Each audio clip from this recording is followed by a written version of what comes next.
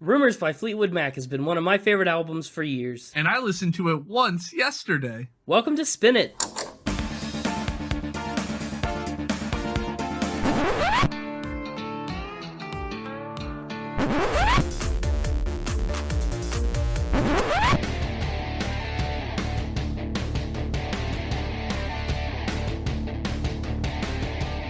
Hello everybody, welcome back to Spin It, the last Spin It episode of the year 2021, happening right now. I'm James, with me is Connor. That's me. Yeah, that is. It's almost a new year. About to enter 2022. A lot of twos. A lot of twos. Welcome to the end of the year. This is the 25th episode. Has a 2 in it. The 25th episode, yeah, our quarter of 100 episode. Okay, can you believe we've been doing this for 25 weeks now? More if you count the test episode? Yeah, I mean, I can believe it, but also I can't. It's a good mixture of belief and disbelief. And we're officially out of Spinter Wonderland now. We're back to our normal schedule of episodes. Well, you're saying that. I bet the Mixtaper will be happy, because he gets to do actual spins again. I don't know, I think maybe the Christmas spirit changed him a little bit. He seemed to really get into the holiday spirit and let down his Mixtaper guard. Yeah, but he was trying not to get coal. We'll talk to him about that later. For now, we're going to talk about Rumours by Fleetwood Mac. What a record to come back for the new year on. I mean, it's the 31st, but practically this is the first episode that will exist into the new year. I love this album. Do you know Rumours very well? I know you know bits and pieces of it from your singles listening, but how much of the other, deeper cuts do you know? Of the 11 songs that we're going to be talking about today, I knew 7 of them. Okay, that's about what I expected, to be honest. Yeah, a lot of these songs are on my rock and roll playlist. That's to be expected. It's a pretty notable record, and Fleetwood Mac's a pretty notable band, for that matter. Let me tell you a little bit about them, in case you didn't know. Fleetwood Mac are a British-American rock band. They were formed in 1967, and they were together until 1995, and then again from 1997 to present. Bram. What? Bram. British American. Bram. Whatever. That's how you shorten it. That's an awful way to shorten it. Whatever. Well, you take the first 2 letters from each. You get Bram. They're a Bram band. Yeah, but why? British American? I don't know. You gotta have slang for everything nowadays. Fair enough. Fleetwood Mac is another band that is notorious for some really rough lineup changes and group tension. I know we've talked about a few other bands like that, including, but not limited to, the Smashing Pumpkins, but Fleetwood Mac has gone through it. Yeah, they've had 14 members or something over the course of their existence. Yeah, if you add up all the people that have played on records and then been touring members and stuff, been in and out, it's been a lot to keep track of, but we're going to focus in on the main handful. The founding members, right, officially is in air quotes because it's not really official, but their founding members include drummer Mick Fleetwood, bassist John McVie, and those two are, the band's namesake, Fleetwood and Mac. Yeah. Then there was guitarist Peter Green and guitarist Jeremy Spencer way back at the beginning. But Spencer and Green jumped ship very early on for different reasons. They were pretty short-lived members. Peter Green left to join a cult. Yeah, that is what happened. And Jeremy Spencer left because he was dealing with, some drug abuse issues and a lot of other things that were going on personally. A lot of them were dealing with drug abuse issues. He's just the only one that left the band because of it. Yeah, he probably would have been able to stick around, to be honest. But once they left, in 1970, John McVie's wife, Christine, joined the band to sing and to play the keyboards. And then the last 2 big pieces of the quote-unquote main lineup of Fleetwood Mac, and the lineup that recorded Rumours, are Lindsey Buckingham and Stevie Nicks. The Queen! Yeah, right, I know. Stevie Nicks is one of my favorite rock and roll artists. I believe it. She and Lindsey Buckingham were actually in a relationship for a long time when they joined the band. On New Year's Eve, 1974, 47 years ago tonight. Oh, wow. Happy 47th anniversary of joining the band. It's not exactly their 47 years of being in the band. I didn't say that. I said 47th year of joining the band. That's right. Happy anniversary to that fated New Year's Eve night. But that lineup, Fleetwood... Maybe we'll join the band. Maybe. I don't want to rule it out, because that'd be silly. We'll become the 2 newest members 15 and 16. Get the Mixtaper in there as member 17. I don't see why not, to be honest. But that lineup of 5, right? Mick Fleetwood, John and Christine McVie, Lindsey Buckingham, and Stevie Nicks, they were really solid for about a dozen years. And by 1990, Lindsey Buckingham, Stevie Nicks, and Christine McVie all left the band and or quit touring. They kind of pulled out a little bit. They officially disbanded in 1995, but they said, no, we were not making enough money when we were disbanded. Let's get back together. And so by 1997, they were back. A few entrances and exits later, and essentially today's Fleetwood Mac includes still Fleetwood and the McVies.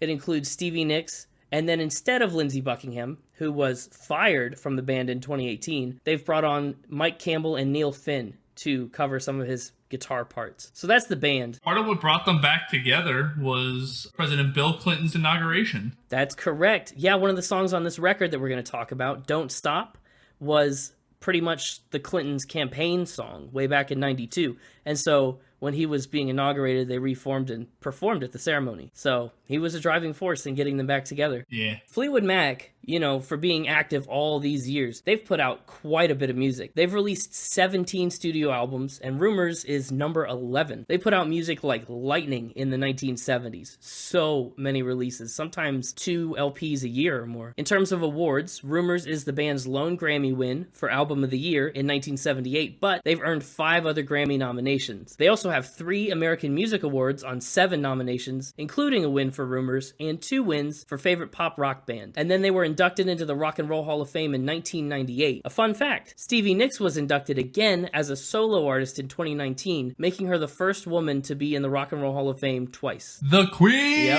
and you know, her status as a 2-time Rock and Roll Hall of Fame woman reflects that. I have a fun trivia tidbit for you. Okay. I know usually the Mixtaper does all the fun trivia facts and everything, you know, but I'm gonna throw one at you. Okay, let's see if I already know it.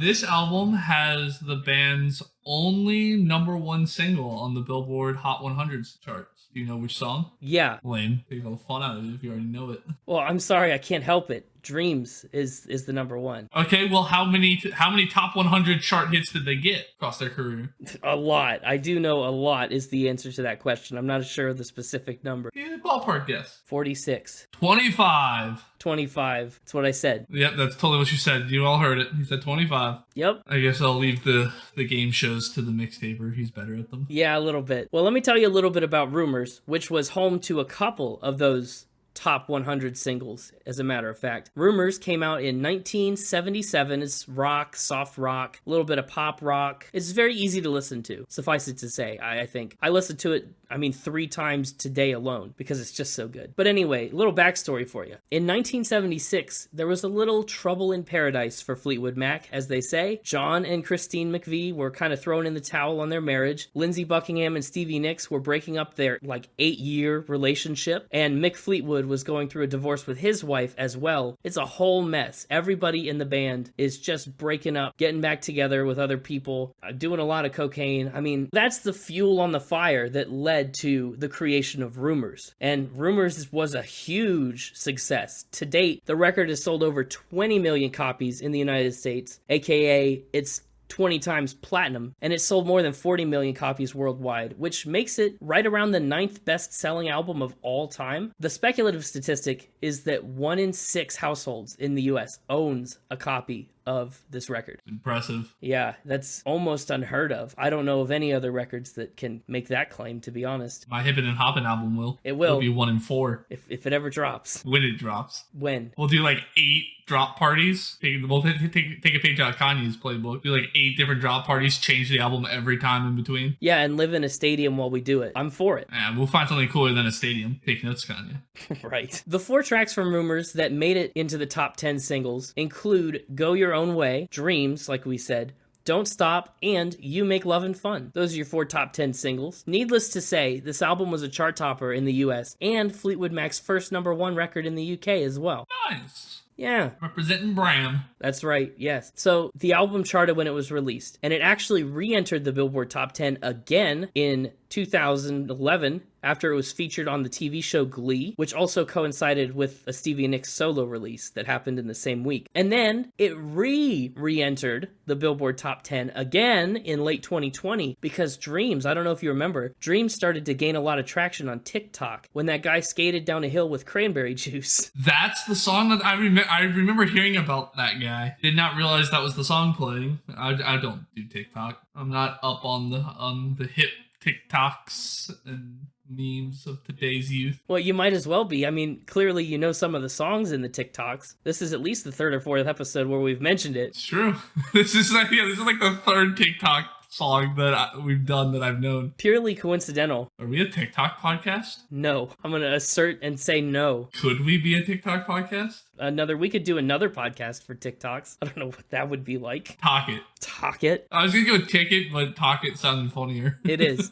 Rumours, like a few of the other albums we've covered, is in the Grammy Hall of Fame, the National Recording Registry, and in 2020, Rolling Stone deemed it the 7th greatest album of all time on their infamous 500 list. This is like the second or third album that's been in the recording registry we've done, right? Yeah, there are a handful. And we talked about some other stuff that's been, there as well. Michael Jackson's Thriller and a few other similar caliber records. Rumours is a record with a pedigree, to be sure. I think that is everything I have in terms of background about the band and the album. How is the Mixtaper feeling? Did he get what he wanted for Christmas? Oh, is he ready to go? I bet. Did he get his iPod Shuffle? I'll let him talk about that. I don't want to steal his thunder. Yeah, put him on. Oh, it's my turn. Hang on, I'm going.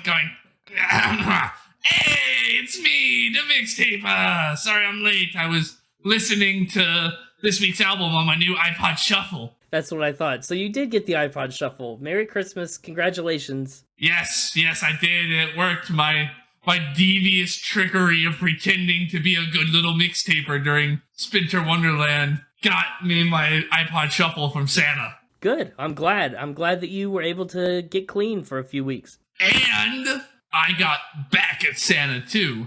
Oh, no. Yeah, what have you done? Well, everybody leaves out milk and cookies, for Santa. Did you leave him some of that pumpernickel coffee you were trying to make? Not the pumpernickel coffee. That we don't talk about that anymore. But I did leave him some nice pumpernickel bread, right? And sure. You see, here's where the deviousness comes in. Because he's going to think that was a nice gesture, right? He's going to be like, oh, the Mixtaper gave me some pumpernickel bread. Break up the monotony of all these cookies. But I know it's just laying the seed for next year's Naughty or Nice list. He's going to remember that pumpernickel bread. So I'll have to put in even less work to get on the nice list again. I see. You didn't like telling the truth all through Spinter Wonderland, so you're trying to be able to lie and still get presents. Okay, it's clever. We'll have to wait another 11 months to see whether that worked, but, Christmas 2022. Santa, if you're listening, none of that was true. It was a spin. It's okay. You can still lie. You got plenty of time to shape up. So let's get into the lies, shall we? I guess we shall. But first, a factor spin, trademark game created by the Mixtaper, just like pumpkin spice lattes and everything else I've ever done. Yeah, naturally. And so, as the proprietor of the game, I'm changing the rules. Uh-oh. Yeah? Well, I don't know if you've paid attention to the score recently. Yeah, I have. It's not looking great for poor little Mixtaper.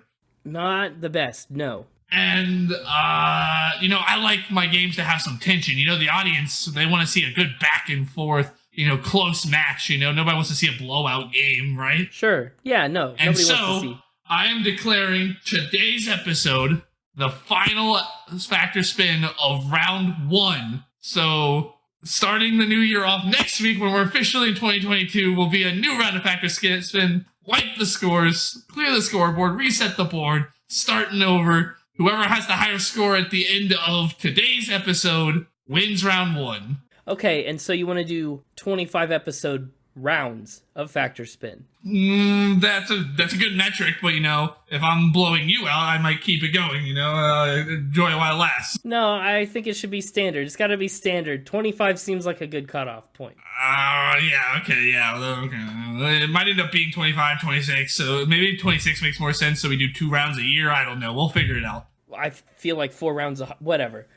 Anyway, okay, I don't like that, but... And today's episode, we're doing quintuple or nothing on the score so that I have a chance to catch up. Quintuple or nothing? You want 5 points for everyone you win?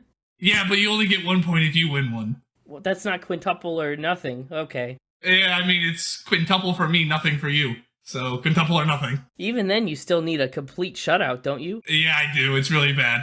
We're not actually going to do that. It's still 1 for 1. But next week, new scores. That's pretty much the point of all this. So now let's jump into the final factor spin of round 1 with my first fact. What is your first fact about Fleetwood Mac? The band performed at the Olympics. Always with the Olympics. Which Olympics did they perform at? The 1976 Olympics in Montreal, Canada. Okay. Ooh.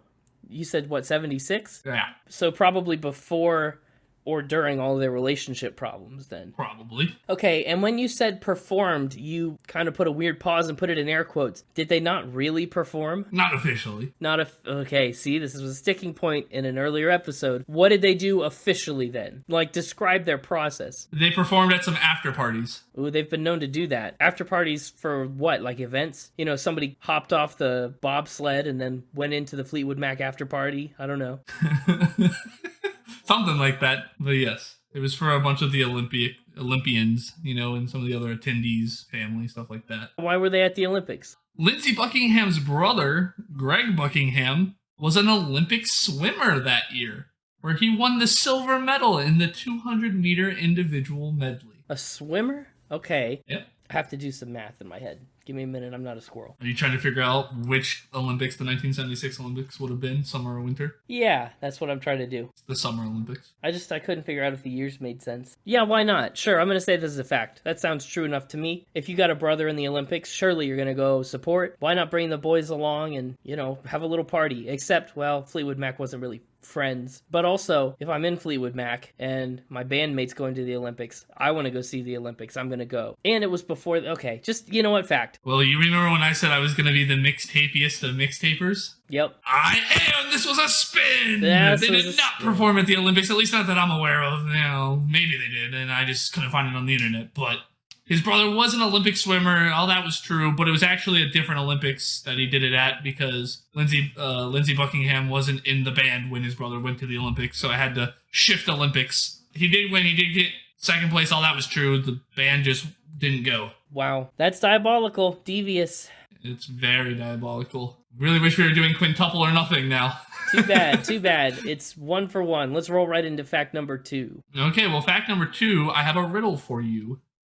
Made it rhyme. You have a riddle for this fact? Yes. When is Fleetwood Mac not Fleetwood Mac? I mean, great question. Probably when Mick Fleetwood and John McVie leave the band. When there was a fake version of the band. A fake version of the band? Correct. Why? This sounds like a rumor.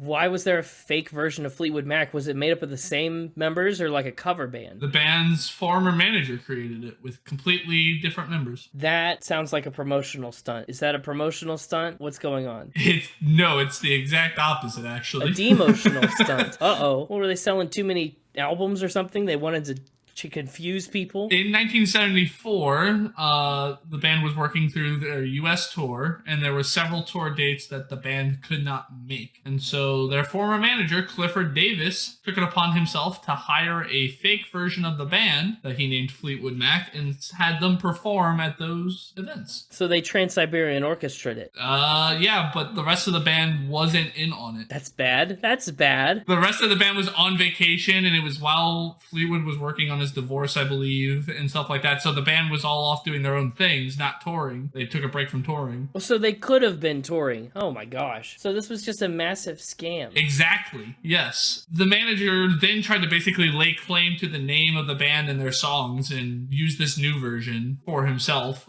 He was quoted saying, "I want to get this out of the public's mind as far as the band being Mick Fleetwood's band. This is my band. The band has always been my band." Bold claim. Did they lip sync or did they just play music? No, they just played Fleetwood Mac songs. Wow. Were the public deceived? Did people complain and ask for refunds and stuff? I'd be mad. The public was very confused.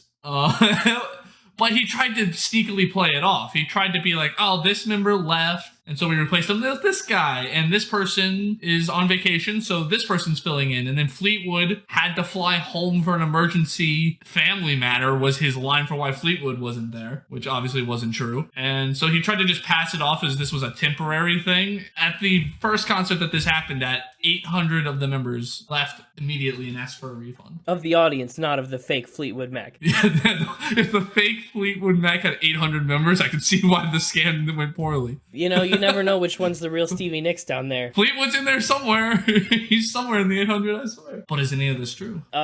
This absolutely sounds like the most fake thing in the world, so I'm gonna say it's probably a fact. All right, you're going with fact. The last fact sounded really believable, and it was false. This fact sounds almost completely inconceivable, and so I think that'd be a smart reason to slip it into this mix. Correct. This is a true fact.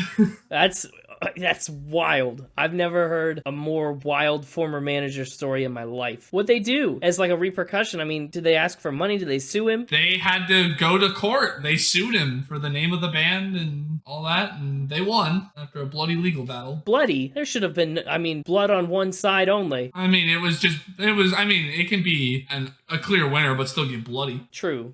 And speaking of bloody... Well, that's a way to lead into a fact. Yeah, what do you have? It really doesn't lead in really at all. It's just one to scare you. What? Well, we've had blood facts before. It kind of leads in, and we'll talk about it. The band's drug dealer was supposed to be thanked on this album, Rumours. I like it. Okay. A fun little anecdote, by the way, since we're talking specifically about their drug use. I had a professor in college who, I guess, toured with Fleetwood Mac as, road crew or something, but he was basically a stagehand. And he said when the lights would go down while they were on stage during their concerts, roadies would run them out bottle caps of Coke, like on stage. Yeah, that sounds like a thing they would do. Yeah, it was a mind-blowing thing to hear, but now it makes sense. So, thank the drug dealer on the record. Why didn't they? Because he died before the album was finished. Okay, yeah. See how he got bloody? Yeah. Okay, but you can still dedicate it to him after the fact. They just didn't. He wasn't that good a drug dealer, I guess, to get a memoir. I guess not. So, why thank him? They just really liked that he brought them drugs, or was he like a friend of the band for some other reason? So they were going to put him on the liner notes for the album, which for those of you listening who might not know what a liner note is, it's the text printed on the paper insert that goes in the CD or on the back sleeve of the cover, of the record. Yeah. All that stuff, that's the liner notes. So they were just going to do a thanks section and list a bunch of people they wanted to thank, and they were going to put the drug dealer on there. Because they said that they did so much cocaine during the production of the album. Yeah. That the album would not have been possible without their drug dealer. Oh my gosh. I do believe it. They did so much cocaine that Stevie Nicks has admitted that she estimates she spent approximately $1 million on cocaine during the course of her addiction. That's wow. And that it got so bad that she burned a hole in her nose straight through her cartilage. That her doctor basically said, if you keep doing cocaine, it's eventually going to go up and into your brain and you're going to have brain damage. So you got to stop. Yeah, that sounds believable. I know they did a lot of drugs, especially during this point in their careers. And they were going through a lot emotionally in their personal lives, and they were, skyrocketed up to fame. This album comes out, 8 years after they just got started? What a whirlwind. I'm going to have to say it's probably true. I don't know why you wouldn't thank the drug dealer, but they had their reasons, I guess. So you're going with fact? Yeah, I'm going to go with... The pause, I love it. Well, I was going to go with fact. If you're lying to me, I think the place where you're lying to me is that they never considered putting him in the liner notes. But I think the rest of this fact is true, so I'm going to just carry that over and say fact. This is a true fact. I was hoping that you... I almost pulled back. You almost did. I got excited when I heard you start to pull back. I almost pulled back and flipped, but I did not. They definitely did not pull back their drug abuse as early as they should have. That's true. You had your interesting little anecdote about the roadies. Here's another one. They had a code song for needing a drug break during recording sessions and out on press tours and stuff. Really? If anyone in the band heard anyone in the crew or any of the members of the band, if anybody involved with the band at all started singing the song Chariots of Fire, that meant that they needed a cocaine break. Wow. That was their code song. Very interesting. I didn't know that. Well, now you do. Now I do, and if I'm ever around the band, I'll keep my ears peeled. I got one more for you. Standard 4. One more, standard 4. All right, give me what you got. The band members all lived together 2 separate times throughout the 70s. That's really hard to believe for now. I mean, they hate each other. So Fleetwood Mac, after all this drama going on in 1976, they weren't even friends. The band is basically a business venture. They would show up at the studio, they would record, and then they would like cuss each other out while the records weren't running. Then they would leave and not communicate and come back in the next day. It was like their job, and they hated each other. And that is like still the case. That never ended after 1976. The band hasn't been friends. Of course, prior to that, they were pretty much all in a relationship with one another. Tell me more. When did they start living together? And you said they did it multiple times? 2 separate occasions. Sure. What was the first time? In 1970, they lived in the English countryside in a place that they nicknamed Kiln House, which is where they got the name for the album released the same year. Okay, that's nice. Pleasant. Quaint. Okay, so that's the first time. What happened for the second time? Well, why did the first time end? Why'd they stop living together at Kiln House? They sold the place. That's all I got is they sold it. I don't know why they decided to sell it. Money, probably. So then the second time happens. What happens the second time? The second time was a few years later. They all lived in Mick Fleetwood's mansion called Benefold until he sold it in the mid-70s. Mansion? Good night. When in the mid-70s did he sell it? I don't have an exact year, just said mid-70s. Okay. This seems believable. Did they get along when they lived together all these times? Clearly before all the breakups. Yeah, they said they would do it. They lived together, and the idea was that they would use that time to, have heavy songwriting sessions and be able to work and do all that. But a lot of the members have said that really they'd get maybe 2 weeks worth of actual work done, and the rest of it would be eating food, partying, and doing drugs. Yeah, sure. Sounds right. I don't see any reason that wouldn't be true. However, I'm going to say spin either way. So if I say spin and it's wrong, I've gone 50-50. You did say you were going to be a very mixtaper, and this fact I have no reason to doubt. So I'm going to be skeptical of the fact that you're presenting it to me so plainly and in a way that makes sense. So I'm going to say spin. Locking in spin. I'm locking it in. This is a true fact. Yeah, really? Wow. Yeah, this is a true fact. They lived together twice. Now, here's the real kicker for you here. I kind of set you up on this one. Okay, yeah. I intended for this to be a spin until you decided to just lock it in without asking more questions. Oh. So we didn't get to the spin information. Everything I gave you was true. And then you locked in spin. Wow. And so it became a true fact. I'm shocked. I had two fake pieces of information, one for each house that they lived in, that if you asked about like their time in the house, I was going to tell you to make it a spin. But you were so incredulous of the fact to begin with, I decided to hold that information back until you asked for it. And then you just locked in spin, and so it became a true fact. That's the first time I've ever done that. Oops. I didn't need it. I didn't need it to fool you, because that's how good and devious of a mixtaper I am. We've ended Spinter Wonderland and gone straight back to 50-50 ties. Yep, I know. It's a good one to end. 50-50 ties a good way to end round one of Factor Spin. I feel like Factor Spin round one's like mantra was 50-50 ties. For a long time. We had a lot of them. It was always either a 50-50 tie or one of us blew the other one out of the water. Yep, that's the only two alternative options there. You know what? I'm not going to stop thinking about tomorrow. I'm not going to stop. It'll soon be here. It'll be here better than before. Yesterday's gone. So let's call it a day on this Factor Spin, and we'll see you in 2022. New year, new mixtaper. You said the same thing at the end of Spinter Wonderland, but yes, new year, new you. And it's still true. New year, new mixtaper, new round of Factor Spin. See you in 2022, everybody. Yeah! All right, well, that'll end Factor Spin. I guess the conclusion of round one. Congratulations on getting us the host victory for round one of Factor Spin. It's pretty significant. Yeah, I guess he just decided to bite the bullet and cut his losses by trying to win the second round instead. I think he was afraid of the score running up even higher. He'd rather have a chance at redemption than to try to claw his way out of this hole. That's true. I don't know. I kind of like the big old running score for every episode ever, but I understand. I mean, we can keep track of that. I understand his hesitation. But yeah, it feels good. Thank you for getting that win. I'm glad I did my part, getting us our first, perfect win.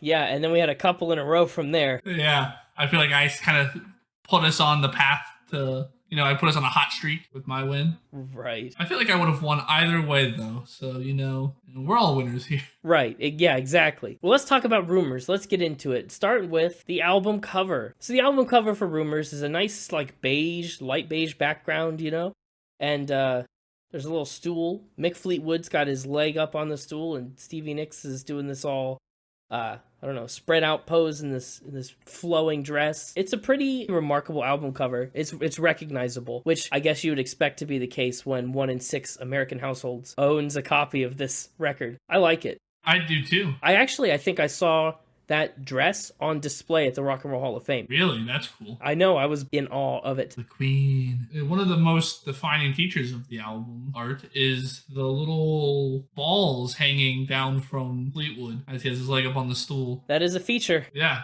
Do you know what those balls are? I can't say that I do. I know that I know it at some point. I know that I have learned this information, but it's been so long since I've revisited it that I've since forgotten. Sure. They're a set of toilet bowl chains. The chain. Yeah, like when you open up the top part of the toilet and you see like the ball and chain that like acts to stop up the hole that the water comes out of, right? Yeah. It's one of those. He stole it from a club that the band performed at when they were first getting their start, and it became a part of his signature look. He wore them for every performance. It's a weird thing to steal, I will have to admit. I mean... Well, he was probably on cocaine, right? I don't know. Who knows? Probably not back in the early days. I don't know. Yeah, that's interesting. Toilet bowl chains. The chain will keep us together. Also, here's another interesting fun fact. Did you know that the band has never appeared on an album cover together, despite having released those, 17 studio albums? Yeah, well, and honest, Rumours is the 11th, so theoretically they did 10 albums before they were at each other's throats all the time. The only exception to that is their 1997 live reunion album called The Dance. It features them all on it, but I don't think that should count because it's a live reunion album. Yep, that doesn't quite count the same. It's not a studio album. Well, let's get into it. I think it's time we talk about some of the music. The first track on Rumours is Secondhand News. This is a song by Lindsey Buckingham, and I really like this song. Obviously, it sets the stage for the record. It opens you into the world of Fleetwood Mac. And I think it's a good tone setter. It's, very thematically pertinent. I know there's nothing to say someone's taken my place on a breakup album. You can't get a more, relevant opening line. But of course, they do have a lot to say on this song and on all the others. What did you think of the chorus on this? The ba-bow, ba-bow, ba-bow, ba-bow, ba-bow. A little repetitive. Sorry, I had to just do a quick ba-bow count to figure out if they were in contention for the Spin It Repetitive Award. Certainly they're not. Well, that depends. What was our number at? Like 160. We're at 160? We're at a lot of Well, there are 108 bows in this, so it gets close. I don't remember what the number was. We'll have to go check the Spin It record books, but there are 108 bows off of a very quick count. This is still better. And boy, I liked it. I know it's technically the chorus is the bows, but it's not like there was an actual chorus that they just repeated a bunch. This is almost more of just like a break between verses. Yeah, it was a good way to mix it up. Yeah, I liked it. I didn't feel like it was repetitive because it's not real lyrics and they're not just saying the same phrase over and over, Right, and they do a good job of building it up throughout the song. Each time feels a little more significant than the last. Yeah, and like the music that's happening with it is good. No doubt. The rhythms, man. Yeah, that's what the rhythms and the music like almost are like what they're really highlighting during the chorus, and then the vowels are just there to provide some sort of vocal. The band's called Fleetwood Mac, and rightfully so, because Mick Fleetwood and John McVie really sell so many of these songs with their clever rhythms, and the interplay between them is just outstanding. Almost the entire record. It's very good. Man, they just have such a good lyric writing ability. All of these songs have different writers, different members of the band contributed to each song, and yet they all still have the same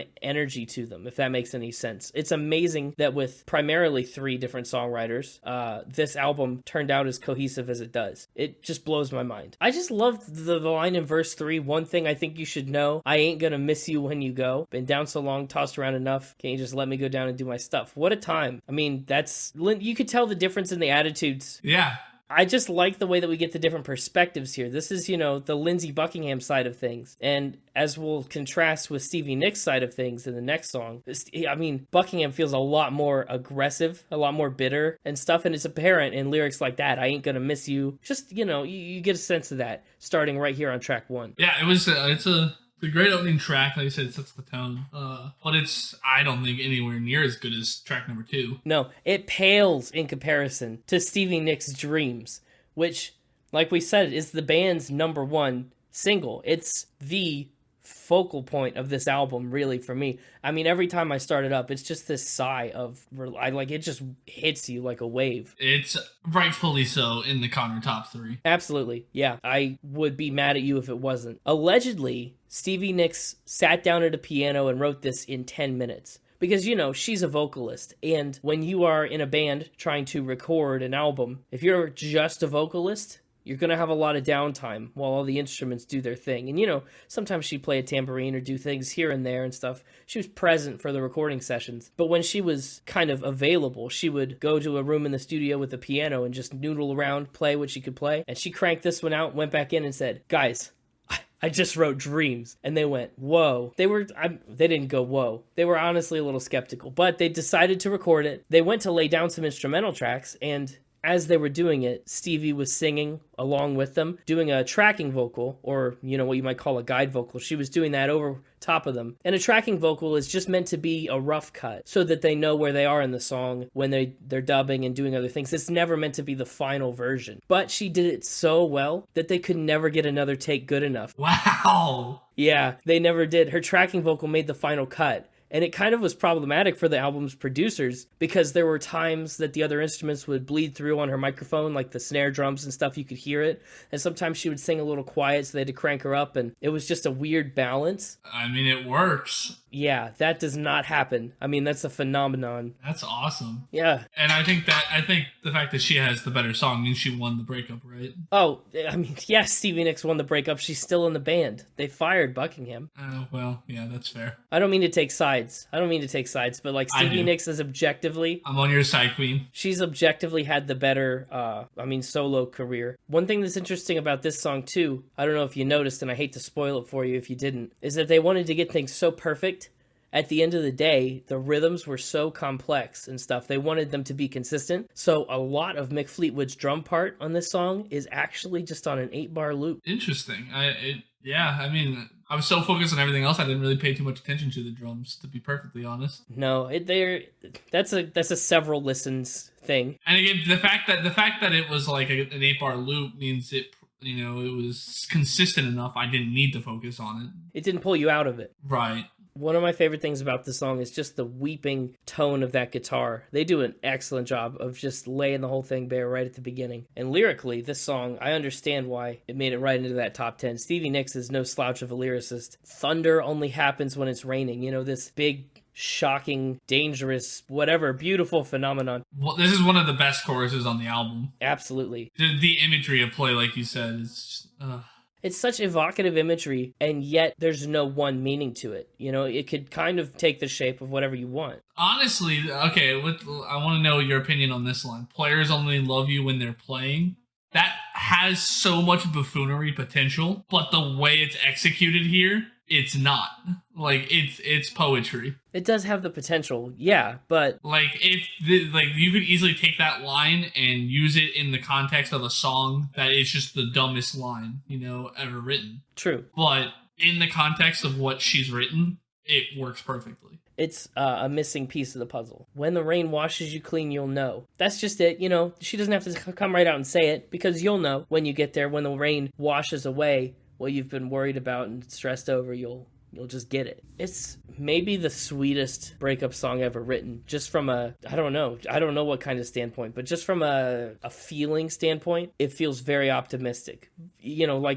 Like you've been washed clean by the rain after this bad relationship that you've been trying to get out of. You mentioned on the last song that Second Hand Down was Lindsay's side of the breakup. Well, kind of. You get a better picture. I always thought, I guess I never realized that. I always thought that his side of it was supposed to be Go Your Own Way. Yeah, Go Your Own Way is really the gut punch from Lindsay. But I mean, this whole album, This whole album is just them all singing about one another, it seems like. yeah, and that's actually where they came up with the title Rumours, because I saw a quote that said it looked like they were just writing journal entries, writing diaries about each other in song. Yeah, while on cocaine. We'll talk about some more of those moments where that tension comes to a head later on in the record. But yeah, Dreams is definitely a spot where you could see a new point of view. You got anything else to say about this song? Because we can never go back again. Yeah, Never Going Back Again is track 3. It's another Buckingham cut. I mean, listen to how bright the guitar strings are on that song. I absolutely adore the tones on that guitar. Yeah, the guitar on this song is phenomenal. Here's an interesting fact you might not know. It's a fact that I do know and I'm about to tell you, so... Oh. Yeah, sorry. But what that fact is the guitar tones come with quite a cost. They were recording this and the producer decided that after about 20 minutes of playing, the strings would start to sound too dull. So they had to change out Buckingham strings every 20 minutes. They wanted that plucky sound all the way through for all of these tracks and stuff. So they did. They changed out all the strings and did all the stuff, which is a remarkable amount of effort, by the way. If you're not familiar with restringing a guitar, to do it once every 20 minutes it's a long day. But even beyond that, I believe when they were doing that, he recorded every single bit of the guitar part in the wrong key. So it wasn't comfortable for him to sing, and then they had to redo all the guitar parts in the correct key. That's interesting. I do. I just love the sound of a freshly restrung guitar. This is another song that probably is the return of the terse verse for this album, right? Very short, not very wordy. Yeah, it's really not that long of it's not a very wordy song in general. It's a terse song. No, it's true. With the chorus like been down one time, been down 2 times, I'm never going back again. That's all you need. Which honestly, the shortness of it really emphasizes its finality to me. To say I'm never going back again, like I'm done, I don't need it, that's the chapter of my life that's closed, and let's move on. It really feels like a let's move on kind of pace to the lyrics. But of course, we finish this lovely little, jaunt of a song in Never Going Back Again, and then we move into another heavy hitter in Don't Stop. This is the first song on the album by Christine McVie, and boy, what a track. It's a phenomenally bright, happy song. It's this weird, optimistic gem in the middle of the breakup album, because it's also a breakup song. She's also getting a divorce from her husband, and, but the song decides to come at it from yet another angle, the optimistic point of view. Don't stop thinking about tomorrow, it'll soon be here. It's so catchy. I think that's honestly the biggest thing it's got going for it, because I can't help but think that this song is either overplayed or overrated. I can't figure it out. It is a really good song, don't get me wrong. It's a great song, but in the context of this album, it's kind of one that I always want to get past. I think it's a great single, but as an album song, it suffers based on what it's juxtaposed with. That's true. You make a great point. But the fact that it is on this album and we're talking about the album as a whole is the reason it actually doesn't make Connor top 3. I really enjoy this song, but there's just better things when looking at this from an album perspective. Yeah, there's too much going on, because the song is great. Don't stop thinking about tomorrow, it'll be better than before yesterday's gone. It's just so sing-alongable. It's a perfect campaign song. Yeah. Because it's easy to remember, it's easy to sing along to, and it's got this, we can do it optimism all the way through. I really like the on the chorus, the run of Yesterday's Gone and then Yesterday's Gone, the like vocal run. That's a really good run. Absolutely, it is. And one of the highlights of the song. I think this is definitely a song that you should listen to. It's a song you should have in your personal, repertoire, whatever that looks like. But, it is, for me, just another track on this album. But you know what? If that's not what you think, you can go your own way. Good transition. Thank you. Yeah, Go Your Own Way just so happens to be track 5. This one is also a huge single, just like Don't Stop, but I think it fits in better with the context of this album. This one feels less out of place than Don't Stop to me. It's another song by Buckingham. This was the album's lead single the first one that released from it. And like we mentioned, it's generally considered the reverse perspective on Dreams. You know, being that it's the other side of Dreams, the reverse side of that coin.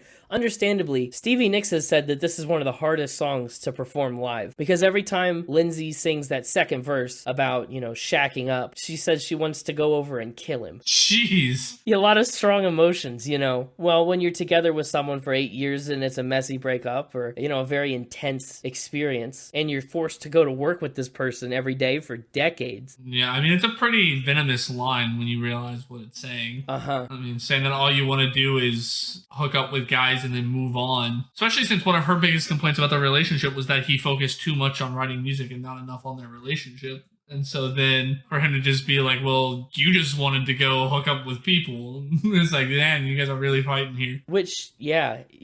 Everyone knows that line's about her. You know, it's no secret. Yeah. That's rough. There are rumors, you know, people speculate about whether anything was happening with Stevie and other people, notably Mick Fleetwood, but, you know, she's denied it, and so, as far as I know, there's nothing going on, but... She's the queen. Either way, it's kind of a sucky thing to broadcast to the world in your song. I will say that this is the second song to make it in the Connor top 3, so both of their prospective sides of the breakup made it into the top 3, so I guess I'm not taking sides. No, yeah, that's true. Well, you just did. Except I did. But also, I want to talk about the drums on this song. That was my big note. Yeah, it's a great thing for you to mention. When they made this song, the rhythms were so complex. They sent some demos off to radio, and stations went, we're not playing this because it's too rhythmically complex. You know, the layperson, the casual radio listener is not going to be able to follow what you're trying to do with the rhythms. And so they added that now iconic acoustic guitar. And that was, they call that the glue that holds the song together. If you can filter out that acoustic guitar when you listen, it's true. It is so rhythmically involved, and you'd never even notice on the surface. Mick Fleetwood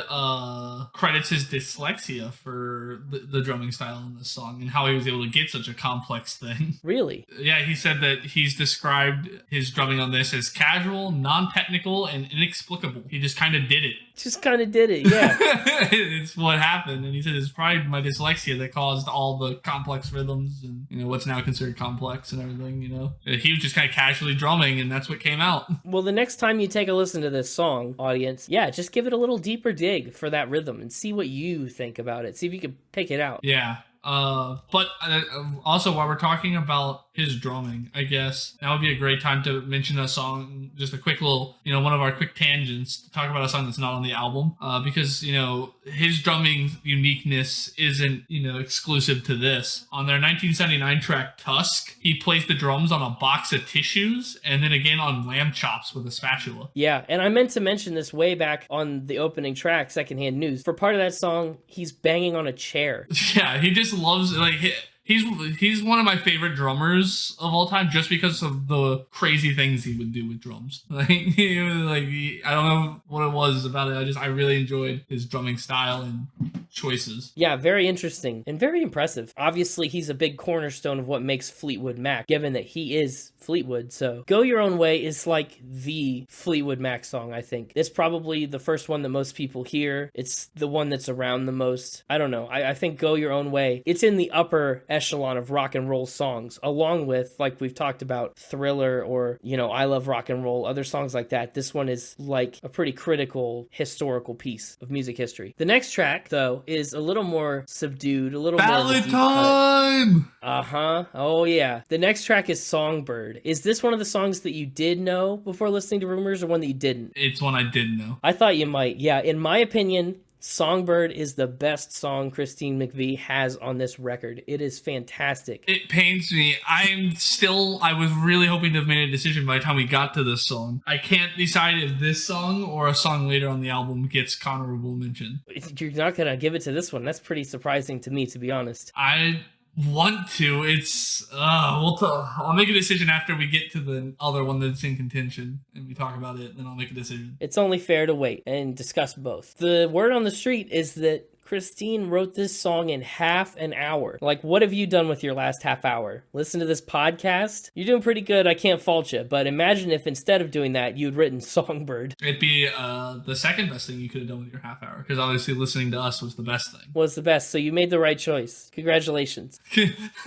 She's quoted as saying, "I wrote the chords and the words and the melody almost as if it was coming from someone else and not me." So it was really one of those experiences where you just put pen to paper and it goes. That's why it was so good. Somebody else wrote it. No, well, no, she did. You understand. She was possessed by a ghost, and the ghost chose to write the song. Somebody call Machine Gun Kelly. She's got cocaine ghosts.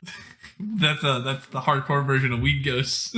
They wanted this song, when they recorded it, to sound like she was alone on a stage after a show in a concert hall or something like that. So they left the studio and they recorded it in a big auditorium, and you can really hear that in the super natural sounding echoes and the reverb. She's got a real grand piano in front of her, and boy, if it's not the most beautiful singular instrument sound on this record, like, I think that's it. Yeah, I'd agree. It's a great song. Songbird is another one that I would, honestly, I guess I would say it about every song, but highly recommend you check it out. Yeah, again, it's in contention for honorable mention, but it doesn't make top 3 because of the next track, The Chain. You're putting The Chain in the top 3 over Songbird. Yeah. Whoa, okay.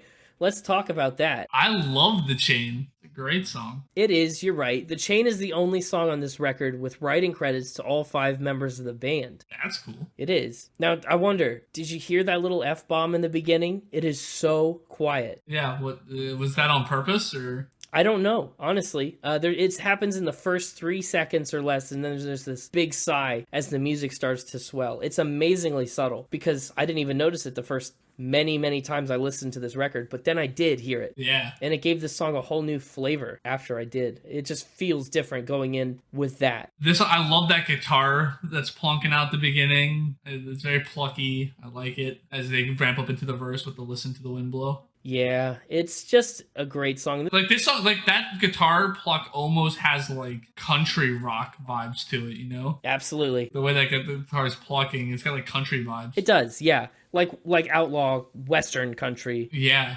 I like this song. I don't think it's the most catchy song on the album, and I don't even think it's the best, but it's the one I always walk away with stuck in my head. It's the one that won't leave my brain, and I can't explain that. Because it's catchy. It's awesome. It is. It is very good. Listen to the wind blow, watch the sunrise. Damn your love, damn your lies. Yeah, every single lyric has its own little bite. Yeah, this is one of those songs that I feel like all the pieces come together really well. That's true. And maybe that's because they're all credited on the song. You know, they were all able to bring in what they're good at and actually put together something together. And that's what's so interesting about this song is all 5 of them come together, and this song is about the chain that will keep us together. You know, like we're bound together in this band, in this... And you'll never break the chain. Yeah, in this situation, we're forced to be together, even though we're kind of over it, and we're stuck here all at once. If you don't love me now, you'll never love me again. You said you'd never break the chain, so we're in it for the long haul, even though why we put ourselves here in the first place is long gone. Thematically, I do think it is one of the stronger... You know, now that I'm talking about it, yeah, everything about it does seem to be up there in terms of where I'd put it on the record. Right? So top 3 territory.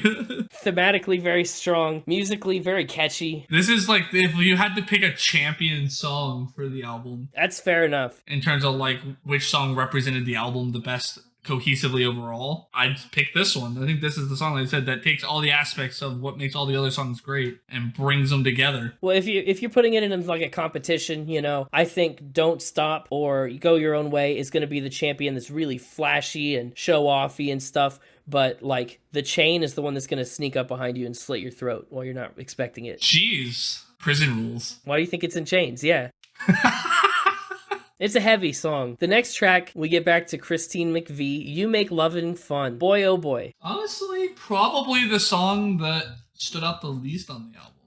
Yeah, I can get behind that. There's a lot of really good bass hooks on that. Little, you know, interesting grooves. If I had to pick one song to erase from my memory on this album, it'd probably be this one. Interesting. It's an interesting. I honestly don't know if I could pick one. But yeah, I guess this would be on the shorter end of the list. It's definitely on the short list, if not the one. You know, it's a song about her new man after she and John split up. But to spare John's feelings, she told him it was a song about her dog. Like, like, I don't know about you, but I would not buy that for a second. I mean, you gotta be a real sucker.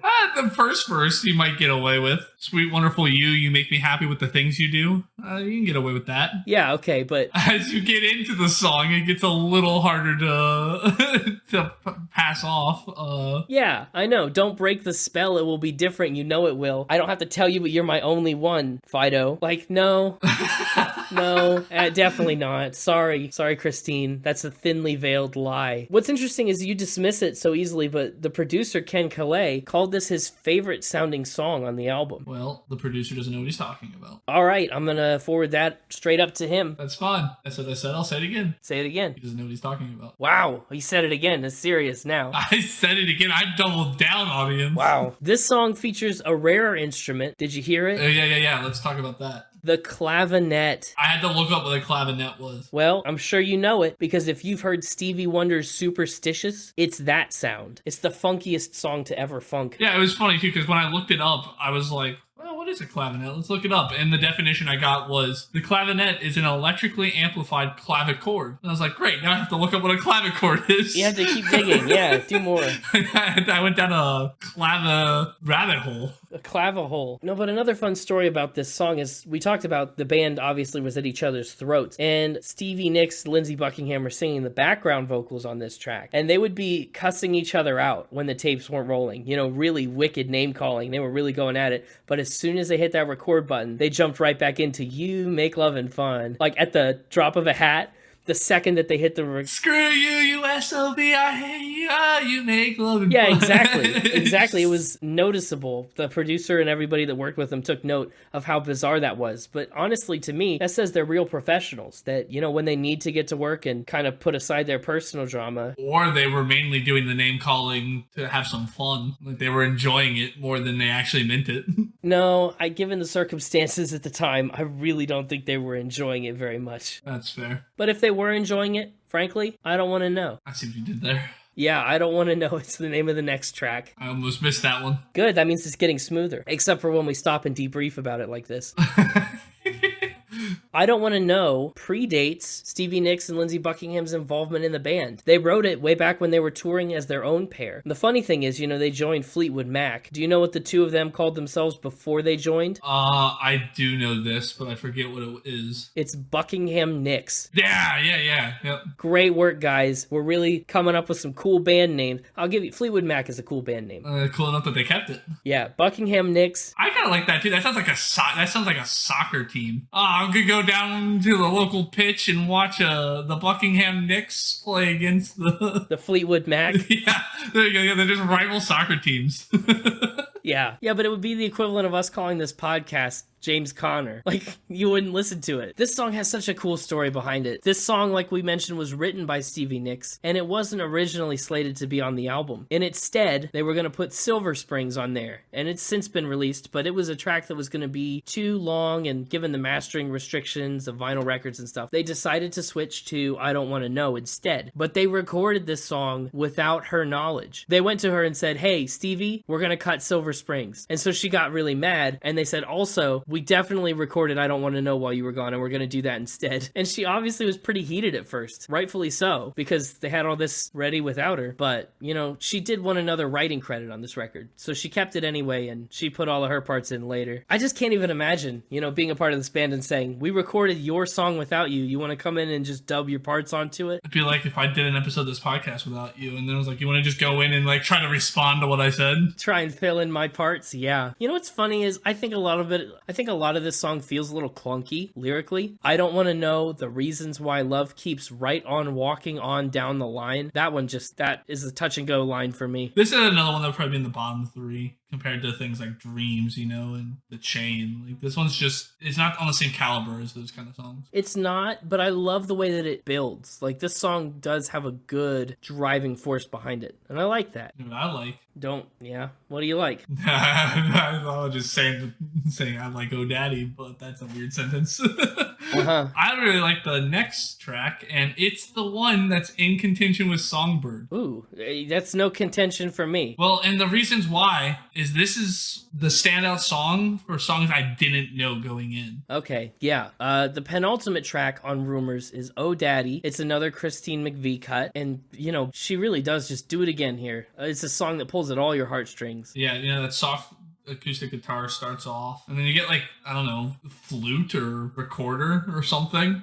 A woodwind. Into the line, just that opening line, you know, oh daddy, ba-da-da-da-da. It hit me like a ton of bricks, because it was a song I did not know. And so it was like, it started out with that nice guitar, and I was like, this is nice. And then the wind instrument came in, and I was like, oh, this is fun. And then she started singing, and I was like, wow. Yeah. And so it's like, I want to give this song honorable mention because of how standout it was for a song I did not know by Fleetwood Mac. I would agree that Songbird is the better song. It's just this one has that like initial first time gut punch. Sure. Yeah. Well, it is absolutely a gut punch all the way through. It's a song about someone that's stuck in a relationship that they just can't get out of, even though they very clearly want to. It's probably one of the saddest songs on the record. And it's funny because it comes from Christine McVie, who wrote the happiest songs on the record, like Don't Stop Thinking About Tomorrow. It's phenomenal, the range that she displays here. She really had a killer day, too. Remember how I said she cranked out Songbird in half an hour? She says that she wrote all 4 of her songs on Rumours on the same day. Jeez. Yeah, 24 hours, and she's just like, all right, everybody else fill in your parts. I've got my songs. Audience, what did you guys do with your last 24 hours? Oh, only listen to Spin It Podcast, all of our episodes all the way through on repeat? That's what I did. That was the correct move again. Oh, wow, wait. It occurs to me that this is episode 25. That means we've got more than 24 hours of just continuous content. You're right, you didn't have to listen to it on repeat. Yeah, you didn't have to repeat a single thing. In fact, you didn't get through everything, because I know some of our stuff is more than an hour. Congrats. Congrats to you, if that's what you did with your day. And if it's not, you better have written 4 hit songs for a really popular album. Those are your only 2 options. What do you mean there is no in-between? No, there's plenty of in-between. I think the song needs a little more time to marinate than every other song on this album. This is the one that's going to need to sit the longest for most people. Really? I think so. I don't know. I didn't have that. But again, I'm the ballad guy, right? And so a ballad I'd never heard by a band I like. I was like, hello. And again, the fact that it is such a sad song, like it pulls at your heartstrings, and it's so melodic. I think I am going to give this one honorable mention just because of the shock factor. Okay. Now that brings us down to the last track on the, original release of the album. Obviously, there's been deluxe editions and re-releases. Like I mentioned, Silver Springs, it's out there now on certain versions of the album, but we're going to stop after Gold Dust Woman. Stevie Nicks' last cut. Probably my least favorite of her songs on the album. I think it's the least memorable of hers. It's a really vicious song about, women who would try and be with a guy that you know, right? She's talking to this woman, rock on Gold Dust Woman, take your silver spoon, dig your grave. It's a real indictment. Yeah. And the chorus, she's talking to a man who's been involved with one of these gold dust women. Did she make you cry, make you break down, shatter your illusions of love? But get over it, pick up the pieces and go home. It's a song that's not without its fair share of biting lyrics. Apparently, when she was recording her takes of this song, they went all night long. She did her first takes of this in a fully lit studio, just ready to go, and then as they went on and went on and went on and went on, she kind of just started to fade. So they started to dim the lights, and they brought her a chair, and she had tissues and sore throat, cough drops, water. She was really giving it her all. And allegedly, I think according to Mick Fleetwood, so, take it with a grain of salt, on the 8th take at 4 a.m, she hit the nail on the head. So that's a full night of vocals. Yeah. And it shows. I think every single syllable is just, to the brim with emotion. Very saturated. Yeah, it's a good song. I prefer her other songs. That's fair. All right, now I got to ask you, we've kind of come to the end of the record, and I think we're about to start Final Spin. Which of the 3 main songwriters was your favorite group of songs? We've got Lindsey Buckingham, we've got Stevie Nicks, we've got Christine McVie. Buckingham has Secondhand News, Never Going Back Again, Go Your Own Way, and that's it. Stevie Nicks has Dreams, which is, again, pretty heavy hitter. She's got I Don't Want to Know, and she's got Gold Dust Woman. And then Christine McVie has Don't Stop and Songbird and You Make Loving Fun and Oh Daddy. Those are your 3 groups to pick from. They all contributed to the chain, so you don't get to use that to sway your decision. a toss-up between the two ladies. Yeah, I think it was, so part of the problem is Stevie Nicks only has 3 songs. that's true. It makes it a little lopsided. Yeah, it makes it a little lopsided. But then she's got Dreams, which is the heaviest hitter of all the songs we just named. I know. And so it's like, does Dreams overcome everything else? For me, it does not. I don't think it does. I think Christine wins. I think I gotta give it to McVie. Good job, Christine. You won our favor, and it means absolutely nothing. Take it to the counter and redeem for tickets. It's your spin it bucks. Yeah, get some spin it bucks. If you earn 742 spin it bucks, you can redeem it in to influence the Mixtaper's factor spin round. That's his favorite number. His favorite number is 742. All right, good to know. So we're into final spin. Are you claiming a favorite song? Which song are you taking? I refuse to claim a favorite song. You refuse? I gotta stay impartial in the feud. Yeah, okay. I will tell you it's between Dreams and Go Your Own Way, but I can't pick. Sure. Well, then I guess we'll just make those two the ones on the playlist because I'm going to take Dreams. You're gonna take Dreams? I figured you would. It is just awesome. It is a good song cover to cover. Like, part of me wants to put The Chain on the playlist though instead of Go Your Own Way. I don't know. This is one of those ones. This is an album like this is why I early on established the precedent of the Connor top 3, so I didn't have to make a choice. Yep. But my top 3 will be in album order: Dreams, Go Your Own Way, The Chain, with Connor will mention going to Oh Daddy. Sure, naturally. I'm not surprised in the slightest. What a great album to end the year on, honestly. To ring out 2021 and kick off 2022. Don't stop thinking about tomorrow. It'll literally be a new year if you're listening on the day that this comes out.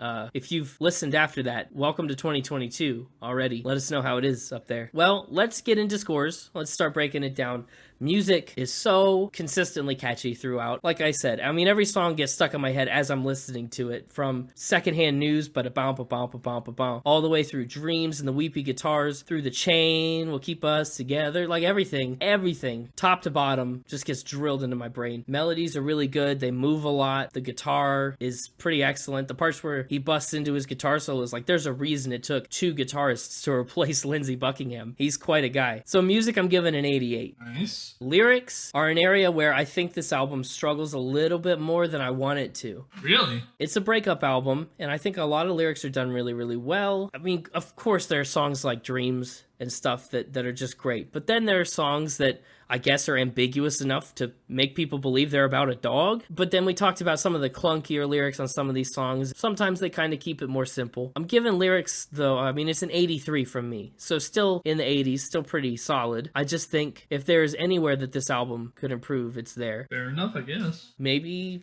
that score will fluctuate. Who knows? Instruments and production, I mean, really solid. We talked about the clavinet and how he was banging on chairs. The drum beats are unique and so just like innately Mick Fleetwood throughout. It's all very, very good. I think the instruments and the production complement what these songs are trying to do very well. I'm giving it an 84. All right. The vibe, of course, just outstanding. Like I mentioned way at the beginning of the episode, such an easy album to listen to. I mean, I could put it on repeat and have it done 3 or 4 times before I even realized it had skipped over to to itself again. It's just a joy to listen to, which is funny because it's maybe the happiest breakup album you'll ever find. Yeah, and it's really not even that happy. Yeah, and the way that it sounds. The lyrics are very heavy, but it's just something about it takes you there and keeps you there. I'm giving Vibe an 88. All right, 2 88s, an 83, and an 84, I believe. Final score is going to come out to an 87.1. Nice. Right on the doorstep of a 90. Where's that put it? 139. 139. That is surprisingly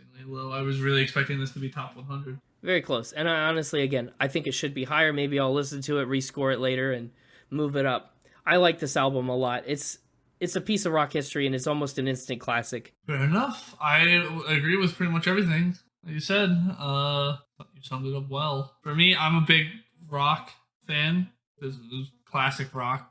I don't know what genre it actually is, but I consider it classic rock. It's rock from the older era. Yeah, it's rock. Softer, albeit, but like a rock that's been in a riverbed for years and is nice and smooth. Whatever. Yeah, sure. It's got some great standout songs that are never skips for me on my playlists when they come up. Got one of my favorite artists in the band lineup, the Queen herself, Stevie Nicks. It's a good album to end the year on. It's a good album to just have done in general, and I'm glad, again, coming into Spinter Wonderland, we were in a bit of a slump. I mean, says you. For me, for the song, for what I was enjoying. Yes. We were in a bit of a slump. So then to come out of Spinnerland with this knockout, it was refreshing. I really wanted to pull you back. And so I'm gonna give this one 9 Brams out of 10. Ooh, back up to 9. 9's pretty good. Hitting it hard with a 9. Love to see it. You love to see it. Those British American bands pulling out the 9. That's right. 9 Brams. Hashtag Bram in the chat, everybody.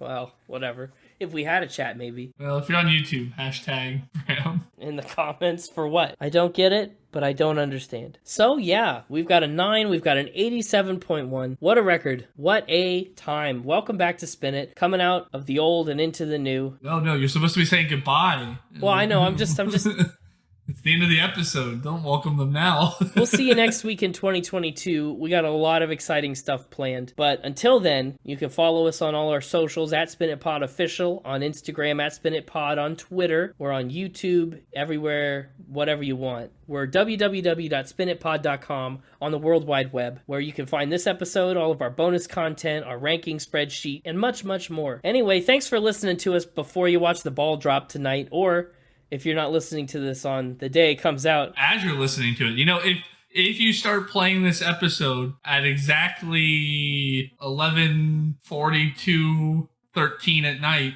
you'll hear the mixtaper say, yeah, right as the ball drops. I don't know if that timestamp was right at all. I made that timestamp up. That was a trend a long time ago. Like, what, last year wasn't that a big trend where everybody was like, is it a big trend? Yeah, it's a big trend.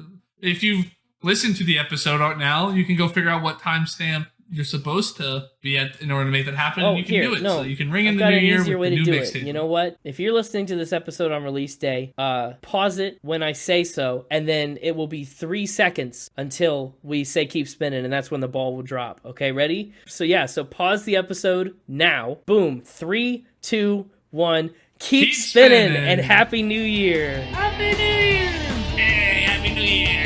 No, get out of here. You're not welcome I'm so sorry. at this part of the show. This is the outro. Yeah.